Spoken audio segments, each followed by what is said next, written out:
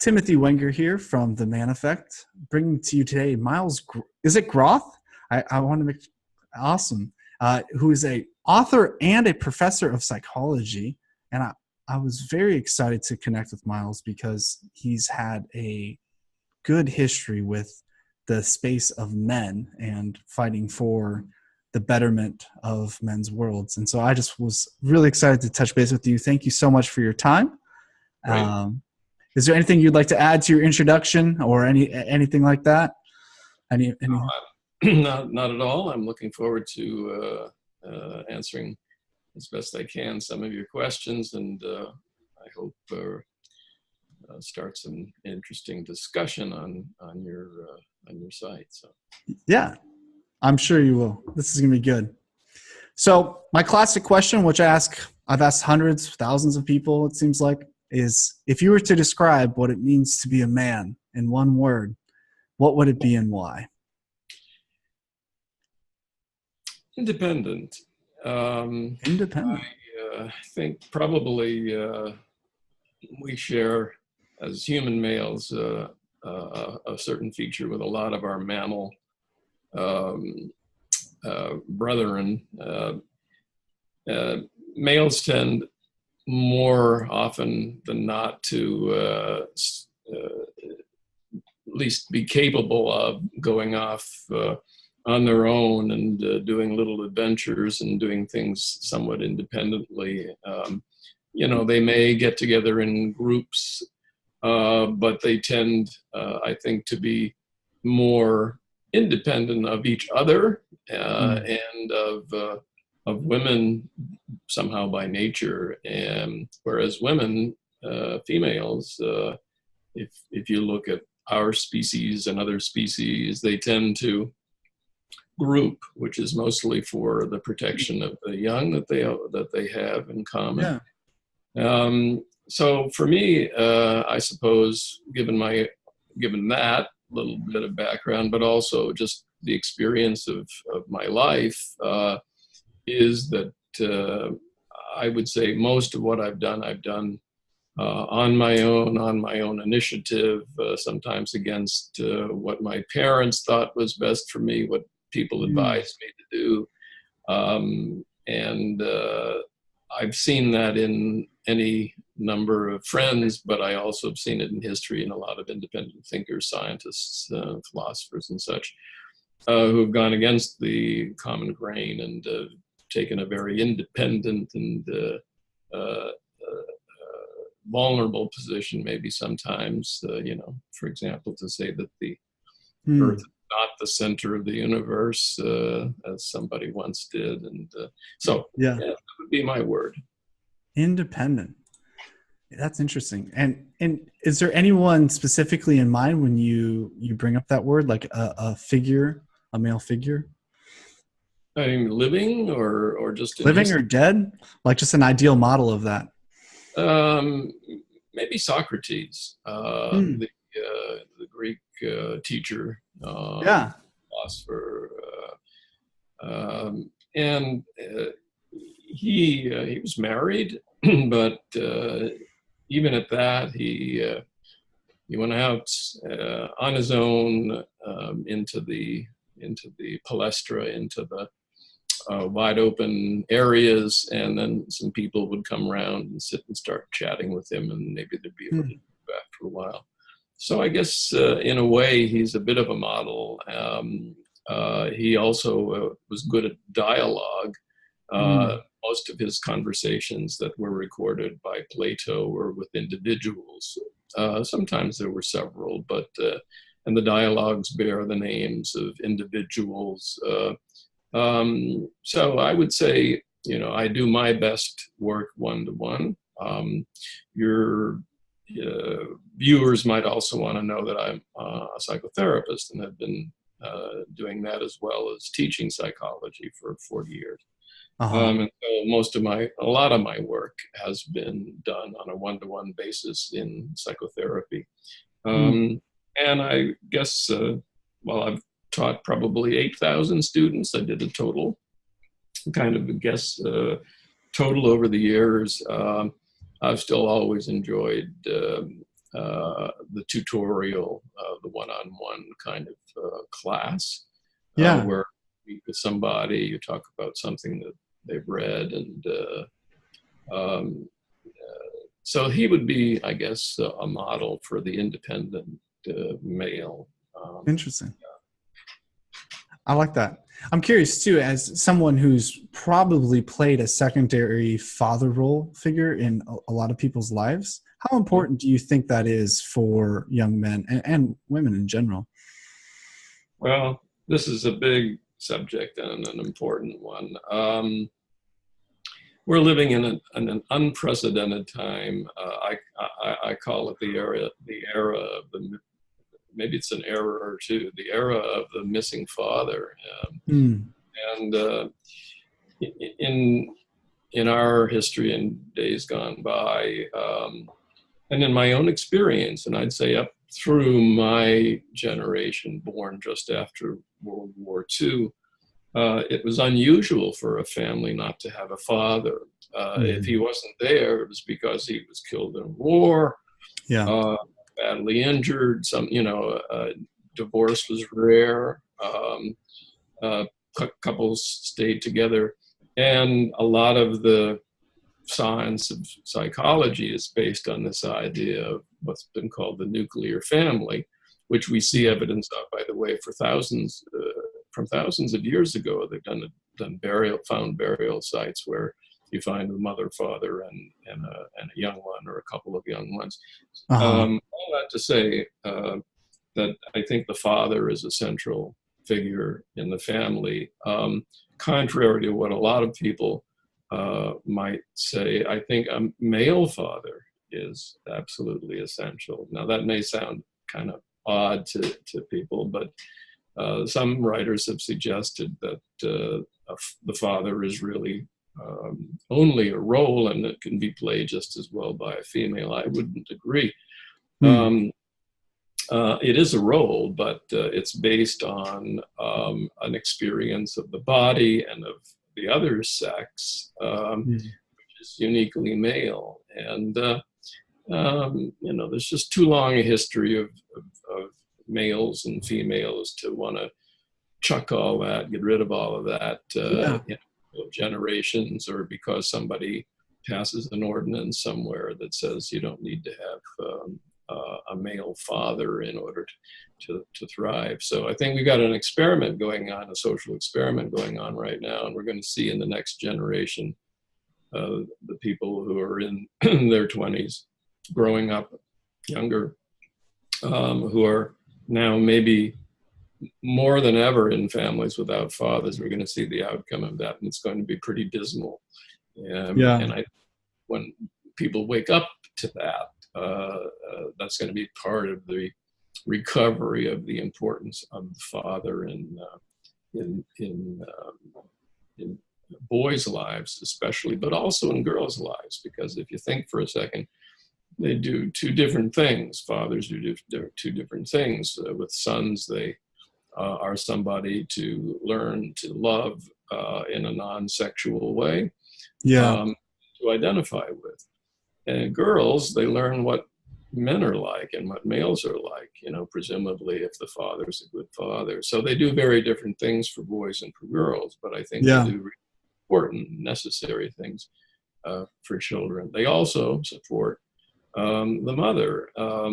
And from the beginning of pregnancy on, there are studies to show that a woman who's pregnant, who has around her a male, and it doesn't necessarily have to be the biological father, but the pregnancies go better than who don't have a male around them. So a lot of this is just research that's being designed to check out some of these guesses.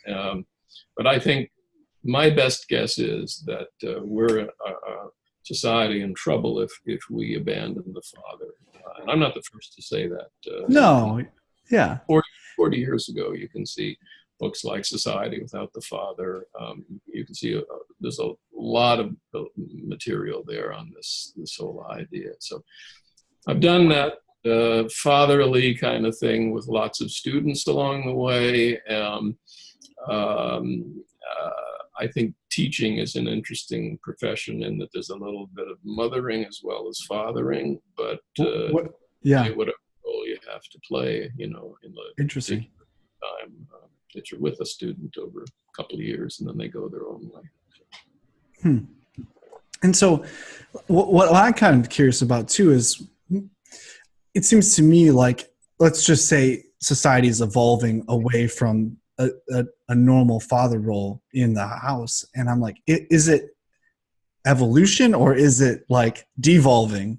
And why is this such a common thing? And it's having a lot of ramifications, but we don't. It doesn't seem like there's a lot of quantification of that. Like people aren't really grasping the intensity of it. I don't know, because the studies I've read kind of seem vague on it. I haven't found a lot of good data personally. Well, I think it's part of a social experiment, and it's one that will, when we see the results, we'll say, okay, that was a bad idea. Now let's return to giving the family a central part. And so, yeah, I would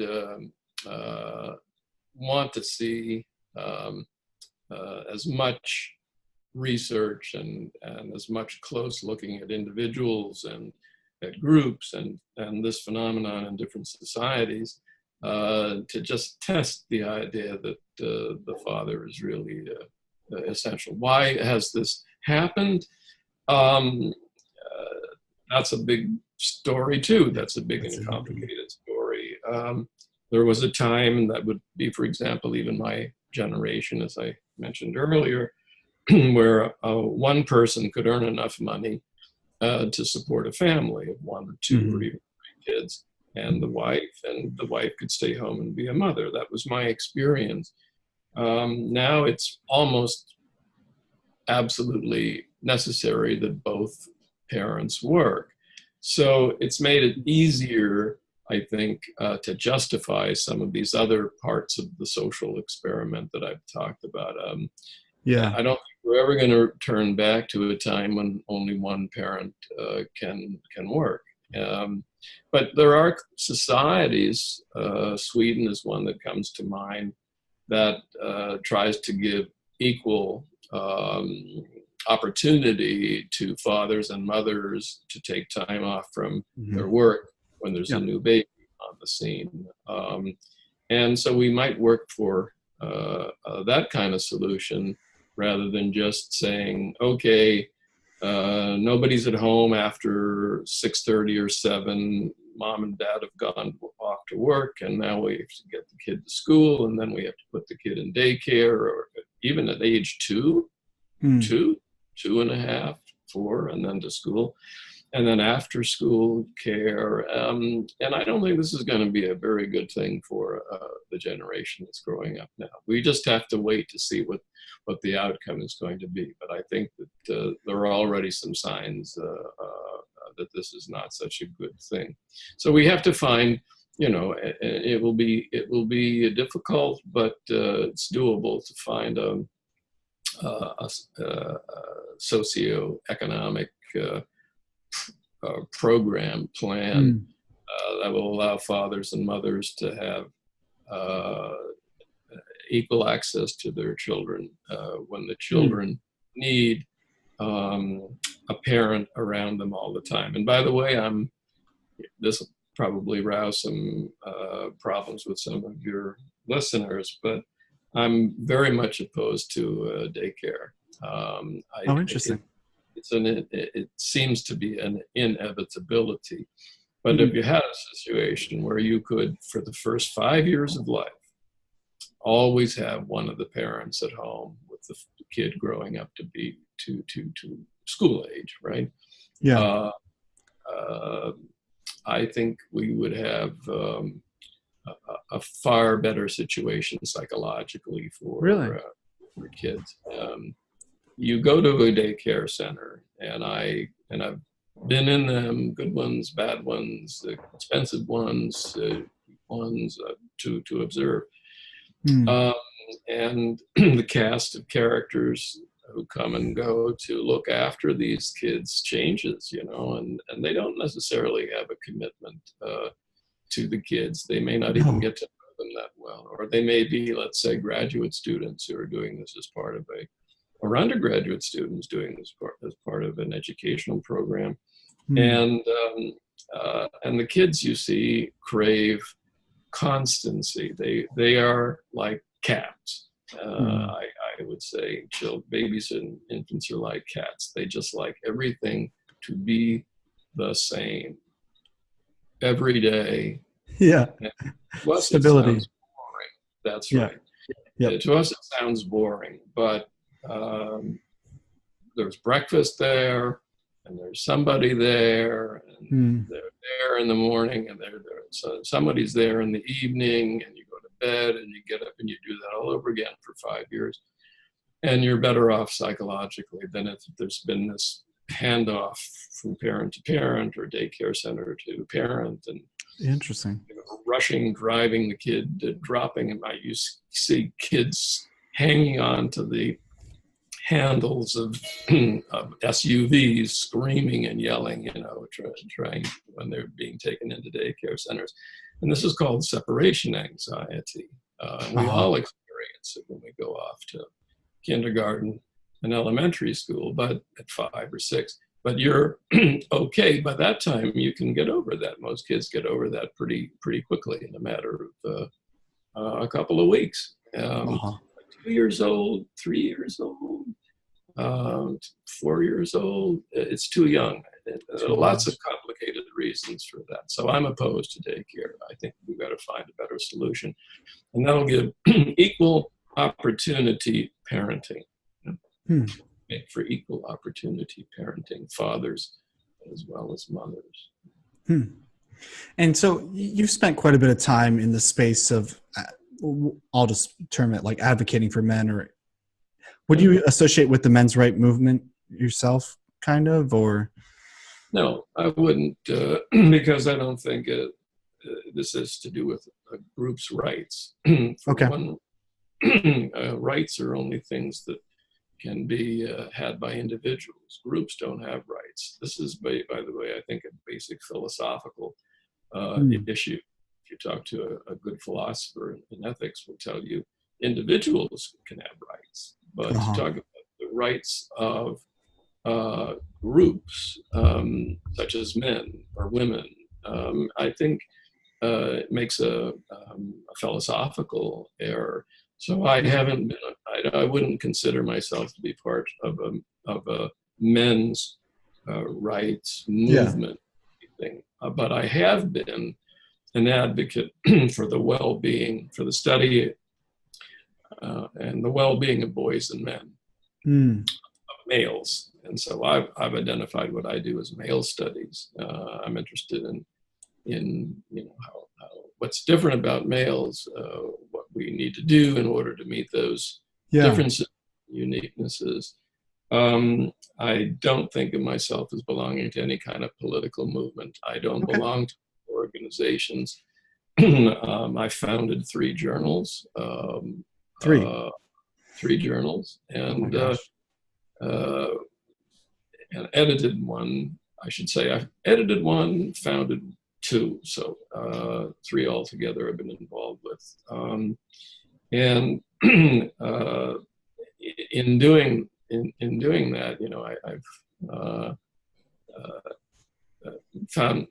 tried to find as many different approaches to understanding, well, what can we do to make the possibility of well-being of growing up as a boy, and the well-being of being a man, of being a father in the society. Men's rights, no. Human rights, meaning your Timothy's rights, Miles's rights, as individuals, into, I think, the life, liberty, and the pursuit of happiness. That's about individuals. That's about an individual in each case. So no, I wouldn't identify myself with a or any men's Yeah. right relations. I wasn't, in my mind, I don't attribute to that, but I wasn't sure if you were someone who had aligned paths with those organizations and stuff. I've met a lot of the people involved Yeah. in Canada, Australia, uh, Germany, and of course in the States. I know them. I know them, some personally, some pretty well. And I followed it, for the last 20, 25 years, and I haven't seen really substantial gains. So I think that ought to tell us that probably, while it can be a good cause, I think maybe there are other approaches that we can take that would be more useful and produce better results in the long run. Yeah. But it seems from what I've observed of what you've been doing is you are definitely advocating for the betterment of the male role in society. Is that a correct? Would you agree with that? Yeah, and I would say for the well-being of boys and men in our culture, and that would include, I'm kind of trying to get where you're going with this. Maybe at this point, making up for some places where we've dropped the ball with respect to how boys and men are treated in society. And I think when somebody writes the history book about this, we'll find that a lot of this started during World War II and just after World War II, when that group of men came back from Europe and the Pacific. There hadn't been any wars fought by Americans over a long period of time until World War II. We were only in World War I for a year. But then afterwards, tons and tons and tons of wars. So this was a new experience, a whole bunch of men going away and then coming back. And I think they got a bad rap. I think they were not sufficiently appreciated for what they did. That's one thing. Then you fast forward to my generation and to boys now. My generation did pretty well in school. I think we weren't. I had a great elementary and high school experience in a small cowfield town out in Pennsylvania. And all of my teachers were women for 7 years, including kindergarten, and there was a small number of men because of the war in high school. But I had a really, really a good education, and boys and girls did as well as they could, right? So there were smart boys, and there were some boys who weren't that smart, and there were some smart girls, and there were some who weren't that smart. But now, this is to the second problem. Boys are not doing well in elementary school by comparison to girls. Regardless of how smart they are, right? So there are a lot of smart boys who are not doing as well as they should, and they're being, identified as having some sort of mythic disease called ADHD or attention or hyperactivity, various kinds of impulse control disorders, and being fed medications that are not, we don't know how they affect the brain. And that leads us then to the overall national average of about 35% males going to college now compared to 65% females going to college. Yeah, that's crazy. A very, very scary trend, because it should be the same, right? It should, we should have the best of the best of the guys and the best of the girls going to college. Now that means that some really good guys are not in college. Why aren't they in college? Well, they didn't do well in high school, because they didn't do well in elementary school. So in this this is my second point. You know, this has to do with the way we're thinking about boys and how we treat when they go off to school for the first time in kindergarten. Mm. I remember. Do you mind if I give you just a little quick No, story? yeah, I'd love to hear it. I mean, I went to an 8-room schoolhouse, and every school room from kindergarten through 6th grade, we rotated from room to room, had a boys' locker room and a girls' locker room, and there was a little bathroom, you know, in each one of those. And for the rest, everything was done as a group. So you had maybe, if there were 25 of us, you had 12 boys and 13 girls, or whatever, but roughly the same number.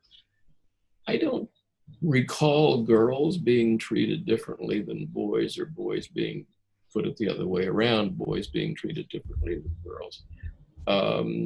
These teachers, most of whom were pretty darn good as I look back on it, just treated us as kids. And they understood that when we went out on the playground, that boys would probably tend to do certain kinds of play and girls would and then just they'd leave them alone. You know, you'd do what you felt like out on the playground. And then back in the classroom, everybody was expected to pay attention. And, everybody was expected to do the same kind of work, and hopes for doing well were just as high for the boys as for the girls, and girls for the boys. But what we're now getting, and this ends my second point, is that maybe we're not expecting as much of boys, or maybe we're not making the environment in elementary school as hospitable, welcoming as for girls. And that's going to be disastrous. There's some evidence that that's also the case in college, as far up college level now. So those are two case points of where I think we need to focus on, you know, what's the status of the male in society now? The fully grown male, the little boy. Interesting. There are others, but those are those. And so I think but I do think it's a fairly recent phenomenon, which means you can turn it around. It's a big ship, but I think turn it around.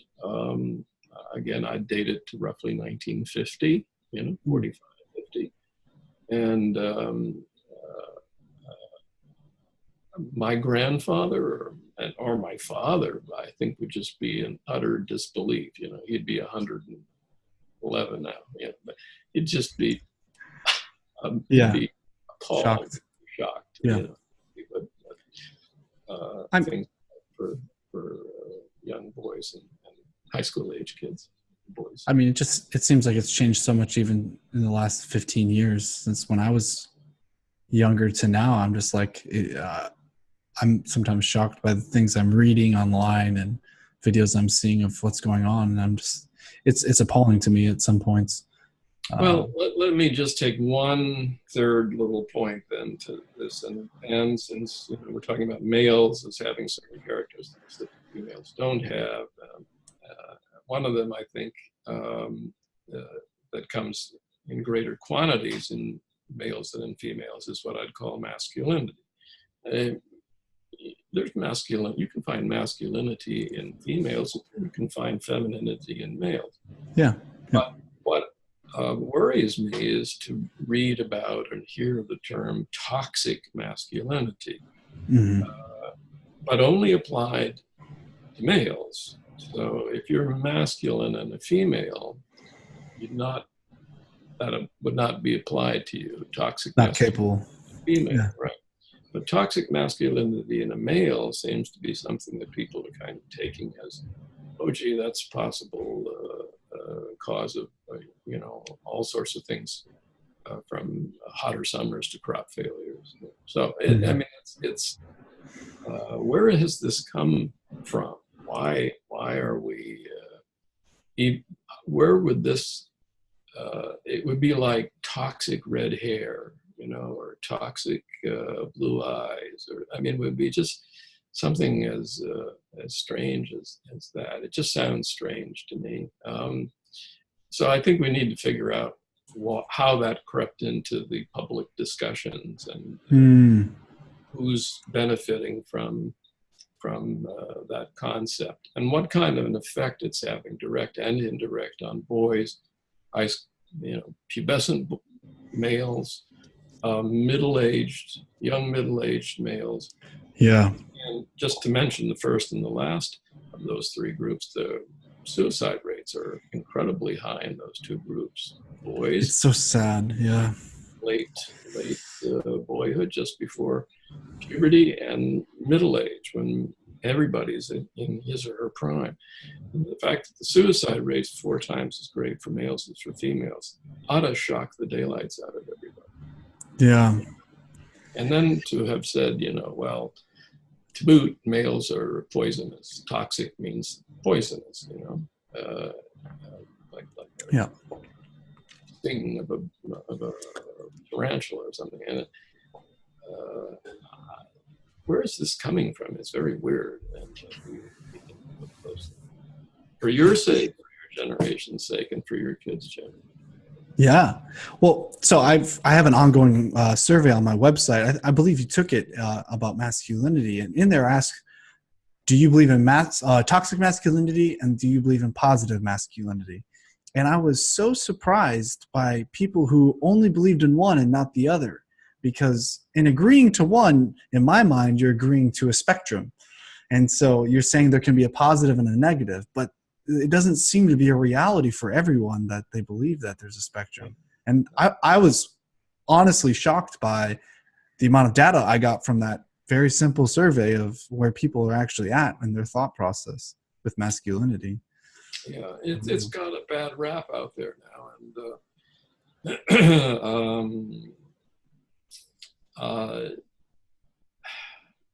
I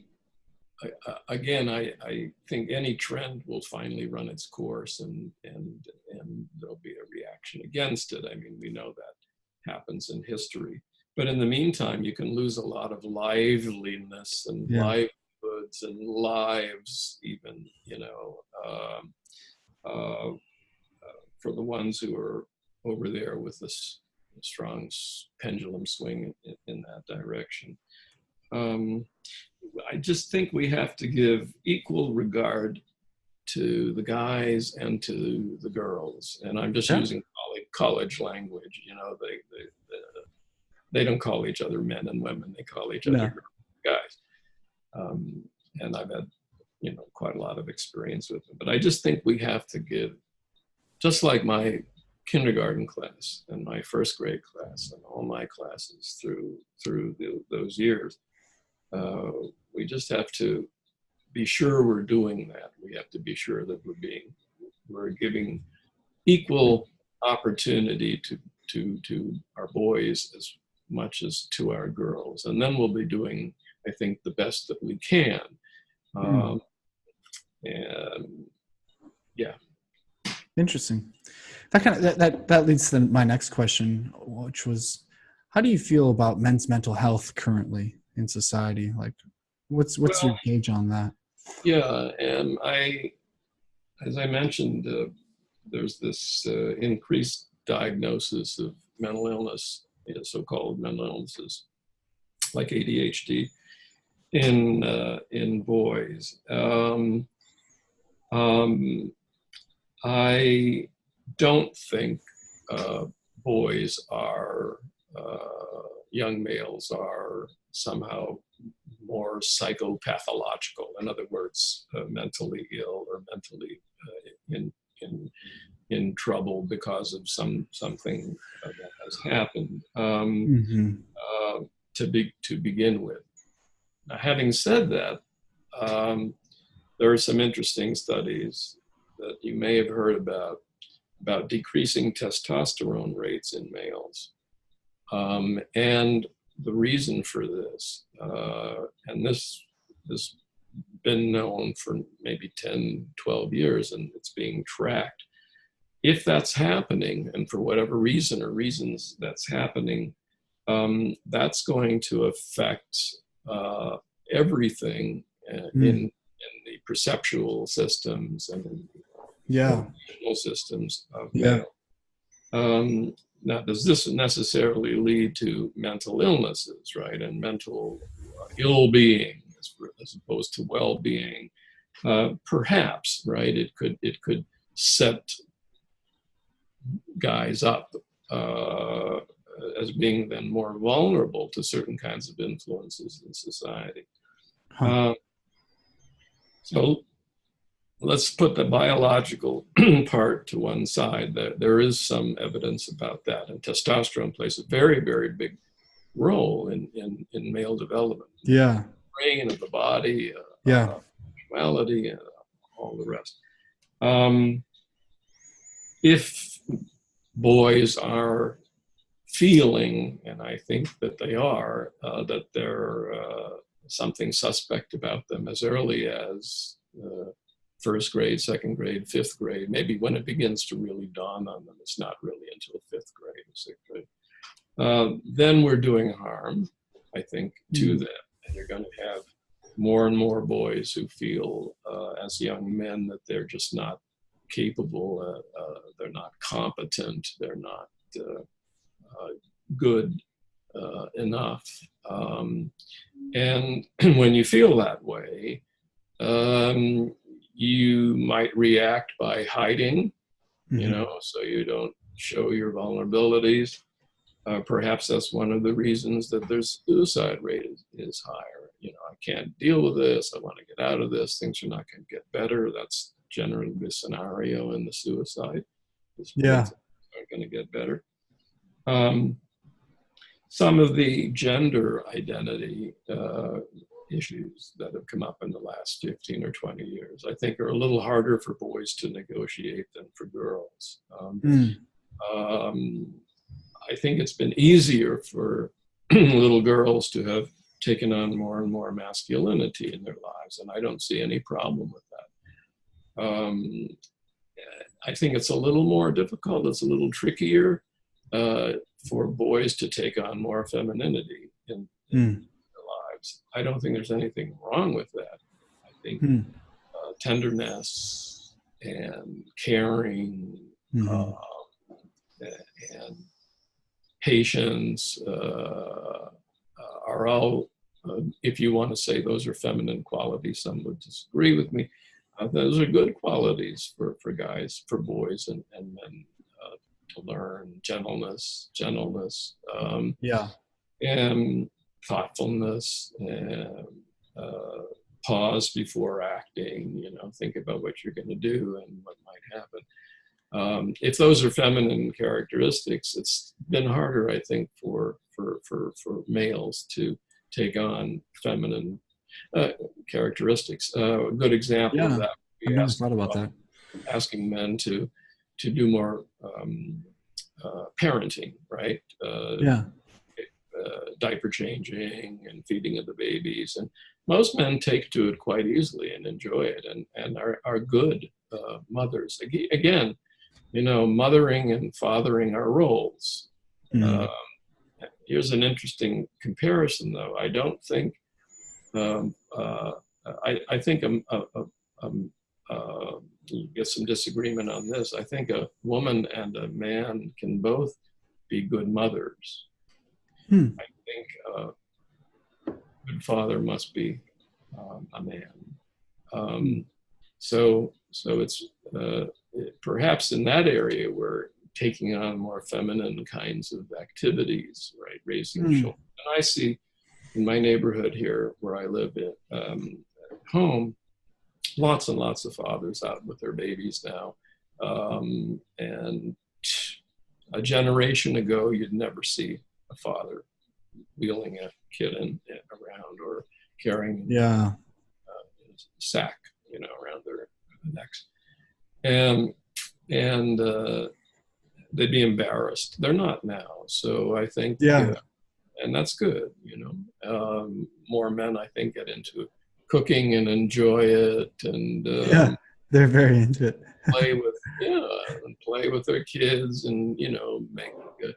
But having said that, Tim, I want to say that I'm an observer of human behavior. So Mm. I noticed that there are male mothering patterns that are different from female mothering patterns, right? Men mother babies differently than Of course. Yeah. Yeah. Of course. right? And it doesn't matter whether it's a little baby girl or a little baby boy. Um,